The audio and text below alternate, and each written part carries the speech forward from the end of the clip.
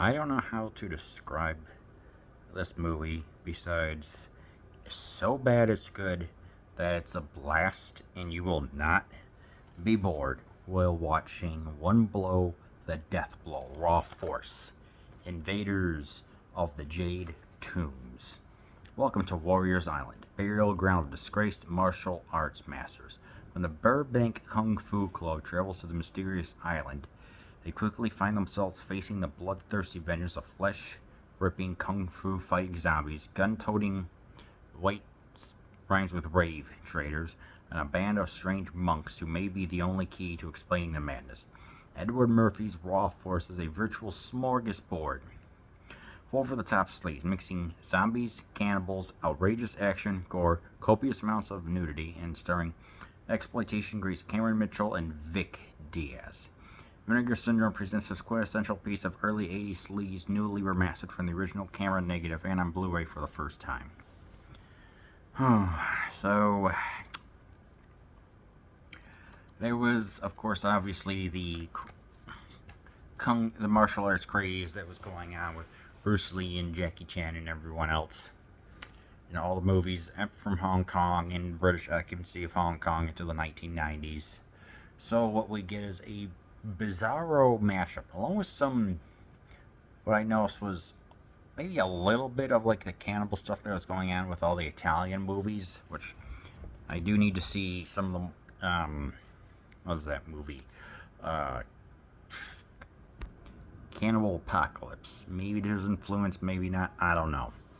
But yeah, Cameron Mitchell, who is a legendary B actor who's also worked on Broadway, worked in Italy with Mario Bava and a bunch of spaghetti westerns, so it's like, yeah, there's some influence. This movie is absolutely insane, but in the best way possible. But at the same time, the acting is so... You're here to watch the fist fights. You're here to watch the impalements and everything. I mean, for Pete's sake. You know, it's like maybe for like the first, I don't know, 10 minutes, it's a little getting indoctrinated into this world of the rhymes with rave traders going on. The guy who looks like if you took Colonel Harlan Sanders along with Schittler and you combine them together, you have quite the look. I will say that. I mean, you just have to say this movie. Let's see. There's a sitcom called The Love Boat, and when they're on this love boat, there's J&B or is it J&D whiskey going on. You have lovemaking going on. You just have all the over the top action. And it's from set piece to set piece that everything goes on. I mean, obviously you have a bar fight, you have the Love Boat tribute, I guess you could call it. And I'm thinking, what else does this movie have? What are the conventions that we need? Well, guy with fingerless gloves, we got a bandana, who's going around ready to kick some behind. I'm like, yes, this is what we need. We need some parodies of Rambo, Bruce Lee, a person who looks like Bob Saget a little bit, and obviously the Schittler person. So you even get a shootout with the antagonist inside a graveyard with a grenade launcher, a machine gun, and everything else. All the meanwhile, the crew that escaped from the Love Boat makes their way into the island and manages to somehow stop them, but the 8 that remain. I'm like, this movie is absolutely insane in the best way possible. I mean, obviously you have, you gotta have the bad mustache. It's like, you look at my mustache. Now imagine if you were to take my mustache, chop it in half, and then you have one that's scrawly, and then you have the guy with the KFC suit, and then you get an extra, I don't know what his name was, you get the mustache that goes down to here. You get at least 7 different variations of how bad can a mustache be. You even have a guy who looks like Charles Bronson with a mustache. So I think I counted roughly 6 to 8 different mustaches. Yeah. I would say. I'm like, ding, ding, ding, ding, ding, we have it all. And I'm like, yes, this is what I want to see. I like the makeup effects on the zombies. I don't know, it really did look like that they were earthen, or telluric. Yeah, telluric, I guess you could say. And this movie goes by so quickly, so fast, because there's just a surprisingly good amount of action going on. I'm like, this is what I want to see. I want to see some action. You get tons of action. You get, yes, you do get the nudity, which is, to be expected, which is always a bonus. That one's for you, Chris.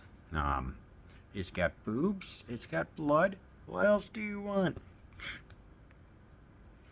But obviously with the choreography, with the takes and everything, it's like you can tell like, oh yeah, this is filmed like.